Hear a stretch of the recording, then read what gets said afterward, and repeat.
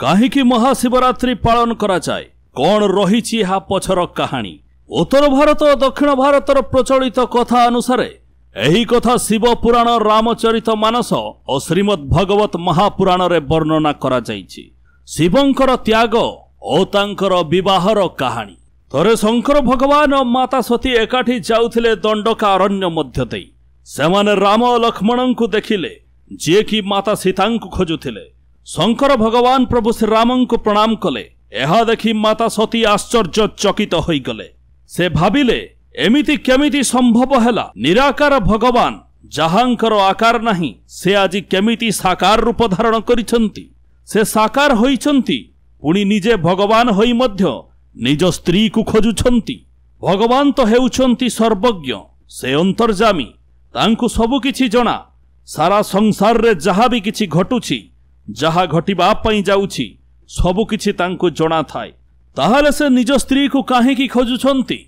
से काहेकि जानी पारु नाहांती तांको स्त्री कोउठी अछंती बोली। माता सतींको मन विचलित होई गला एवं भ्रमित मध्य हैला। शंकर भगवान माता सती को अनेक बुझाइबा पई चेष्टा कले, मात्र माता सती मानिले नहीं। तबे शंकर भगवान कहिले, देवी आपण प्रभु श्रीरामंकर परीक्षा नियंतु, तेबे आपण सत्य कौन जानी पारिबे। माता सती देवी सीतांकर रूप धारण करी जाई पथर उपरे बसी पड़ती। तांकु देखि प्रभु श्रीराम तुरंत चिन्हि पारंती जे ये देवी सीता नुहंती माता सती बोली।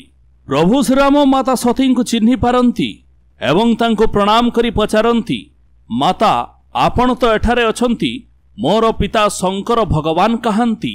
यह देखि माता सती आश्चर्य चकित होई जांती एवं तांकर मन अधिक भ्रमित होई जाए।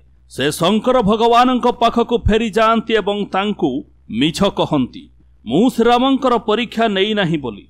किंतु शंकर भगवान हेउछंती अंतर्जामी, तांकु अतीत वर्तमान भविष्यत विषय रे सबु किछि जणा। से सबु जानी पारिले कि देवी सती मां सीतांकर रूप धारण करी प्रभु श्रीरामंक निकट को जाइथिले बोली। दर्शक बंधु, हिंदू पुराण शास्त्रर वर्णना अनुसारे शंकर भगवान भगवान श्रीहरि विष्णु को निजर प्रभु और माता लक्ष्मी को निजर माता बोली मानती। ठीक सेहीपरि श्रीहरि विष्णु मध्य शंकर भगवान को निजर प्रभु और मां सती बा माता पार्वती को निजर मां बोली मानती। जेतेबेले शंकर भगवान जानिले देवी सती मां सीतांकर रूप धारण करी जाइथिले बोली, शंकर भगवान मन मध्यरे स्थिर कले कि देवी सतींक सह आउ पति पत्नीर संपर्क संभव नुहे। जेहेतु से तांकर मां देवी सीतांकर रूप धारण करथिले, ए जन्मरे पति पत्नी होई रहिबा असंभव। शंकर निज मन मध्यरे मां सती को त्याग करिबा पई निष्पत्ति नेइथिले। पुणी आसिला दक्ष यज्ञर दिन। माता सतींकर पिता हेउछंती दक्ष प्रजापति। आउ से आयोजन करिथांती एक विशाल यज्ञ, जोथिरे देवता यक्ष गंधर्प नर किन्नर जलचर स्थलचर आकाशचर समस्तंको निमंत्रण हेई थाए। मात्र तांकर झियो सती एवं जुआई को निमंत्रण होई न थाए। माता सती जिद धरी बसिले पितांको घर को जिबे बोली। महादेव मना करिबा सत्ते मध्य मातांको जिद आगरे शेषरे से हार मानिले। शिवगणों सहित माता सती जाई पहुंचिले पितांको घरे।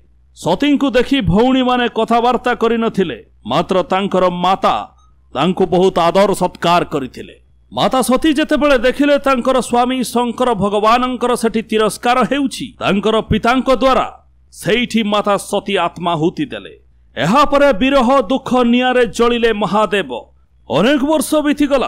पुणी माता सती पर्वतराज हिमनरेश और माता नैनांक घरे पार्वती रूपरे जन्म नेले। श्रीहरि विष्णु शंकर भगवान को विवाह पई राजी कराइबाकू परामर्श देले। सेपटे मां पार्वती जिद धरी बसंती, जदि मु विवाह करिबी केवल शंकर भगवान को विवाह करिबी, नहले मु अनंत काल पर्यंत कुआरी होई रहिबी। एमिति भावरे शंकर भगवान और माता पार्वतींकर विवाह संपन्न हुए। जेउ दिन शंकर भवानींकर विवाह होइथिला सेही दिन को महाशिवरात्रि बोली कहा जाए। यह उत्तर भारतर कथा अनुसारे आपण माने सुनिले। आसंतु जानिबा काहेकि महाशिवरात्रि पालन करा जाए। दक्षिण भारतर लोकमानंकर कौन रहिछि एहा पछर मान्यता।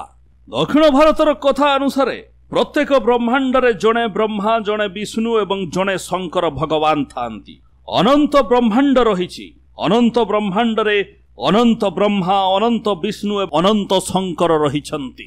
ଏହି ସମଗ୍ର ଅନନ୍ତ ବ୍ରହ୍ମାଣ୍ଡର ଜଣେ ମହାବିଷ୍ଣୁ ଏବଂ ଜଣେ ମହା ସଦାଶିବ ଅଛନ୍ତି। ଯିଏ ସଦାଶିବ ସିଏ ସଦା ସର୍ବଦା ରୁହନ୍ତି। ଯେତେବେଳେ ମହାପ୍ରଳୟ ହୁଏ ସେତେବେଳେ ସମସ୍ତ ବ୍ରହ୍ମାଣ୍ଡ ଭଗବାନଙ୍କ ମଧ୍ୟରେ ଲୀନ ହୋଇଯାଏ। ଏହା ସଦାଶିବଙ୍କ ମଧ୍ୟରେ ଲୀନ ହୋଇଥାଏ। ସଦାଶିବ ସବୁବେଳେ ଥାନ୍ତି, କେଉଁଥିରେ ବି ସେ ଲୀନ ହୁଅନ୍ତି ନାହିଁ। ଥରେ ପୁରାଣ ଅନୁସାରେ ବିଷ୍ଣୁ ଏବଂ ବ୍ରହ୍ମାଙ୍କ ମଧ୍ୟରେ କିଏ ସର୍ବଶ୍ରେଷ୍ଠ ବୋଲି ବିଚାର ହେଲା। ହଠାତ୍ ଏକ ବିଶାଳକାୟ ଖମ୍ବ ସଦୃଶ ଶିବଲିଙ୍ଗ ପ୍ରକଟ ହେଲା। ବ୍ରହ୍ମଦେବ କହିଲେ ମୁଁ ଏହାର ଆଦି ପର୍ଯ୍ୟନ୍ତ ଯିବି। ଶ୍ରୀହରି ବିଷ୍ଣୁ କହିଲେ ମୁଁ ଏହାର ଅନ୍ତକୁ ଖୋଜି ବାହାର କରିବି। ମାତ୍ର ଦୁହିଁଙ୍କୁ ନା ଆଦି ମିଳିଲା ନା ଅନ୍ତ। ଶେଷରେ ଦୁହେଁ ମହାଦେବଙ୍କର ଶରଣାପନ୍ନ ହେଲେ। ଏହି ଘଟଣାଟି ମହାଶିବରାତ୍ରି ଦିନ ଘଟିଥିଲା। ତେଣୁ ଏହାର ମହତ୍ଵ ଅତ୍ୟନ୍ତ ବିଶେଷ ଭାବରେ ରହିଛି। ମହାଶିବରାତ୍ରି ଦିନ ଭକ୍ତମାନେ ଦିନସାରା ଉପବାସ ରହି ଶୈବପୀଠ ମାନଙ୍କରେ ପୂଜା ଅର୍ଚ୍ଚନା କରନ୍ତି ଓ ରାତି ସାରା ଜାଗର ଜାଳି ନିଜର ମନସ୍କାମନାକୁ ପୂର୍ଣ୍ଣ କରନ୍ତି। ଉପବାସ ଶବ୍ଦର ଅର୍ଥ ହେଉଛି ନିକଟ ବା ସମୀପ। ବାସ ଶବ୍ଦର ଅର୍ଥ ହେଉଛି ନିବାସ କରିବା। ଭଗବାନଙ୍କର ନିକଟତର ହେବା ବା ଭଗବାନଙ୍କ ନିକଟରେ ନିବାସ କରିବାକୁ ଉପବାସ ବୋଲି କୁହାଯାଏ। ଶାସ୍ତ୍ର ପୁରାଣ ଅନୁସାରେ ଉପବାସ ବା ଭକ୍ତି ମାଧ୍ୟମରେ ଭଗବାନଙ୍କର ନିକଟତର ହୋଇପାରିବା। ବ୍ୟୁରୋ ରିପୋର୍ଟ, ସୁବର୍ଣ୍ଣ ଓଡ଼ିଶା।